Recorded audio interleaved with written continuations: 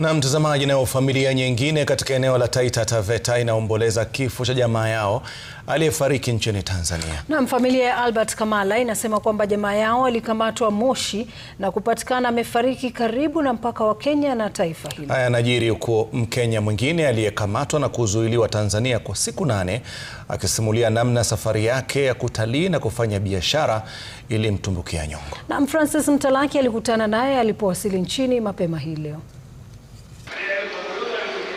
Aliondoka nchini kwa basi akielekea Dar es Salaam, Tanzania tarehe 29 Oktoba akiwa na lengo la kusherehekea siku yake ya kuzaliwa pamoja na kuwekeza kiutalii nchini humo. Baada ya kufika Dar na kukaa kwa siku 2, hali ilikuwa tete. Baadaye aliamua kuelekea Zanzibar, ila akiwa safarini maafisa wa polisi nchini humo walimkamata. After sensing that things might be a little bit tricky, I grill one of the officers. I call him Afande. I want you to tell us kama ni vizuri ama kama ni vibaya. Tunatoka hapa lini? Vitu vyetu viko sawa, tuko na kibali, hati zetu ziko sawa, shida ni gani? And he tells us, mambo yenu ni magumu, ipo na wakubwa. I just stepped back, put my head down. That's the first time that I cried. Ni kilio ambacho anadai kiliandamana na kichapo akiwa na Mkenya mwenzake siku 8 ambazo anasema kamwe hatuzisahau. The only bruises, I think John has an injury on one of his fingers. Either I think it's twisted because they hit him. They hit his hand, so when he was blocking, they hit one of his fingers.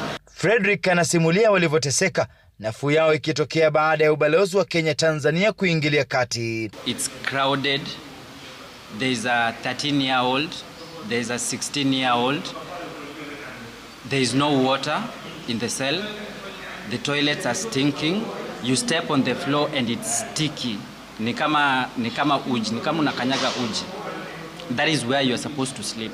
There are bed bugs. You can literally see bed bugs. And that is when I think I told John, it's either we go home or we sleep at immigration or they just kill us.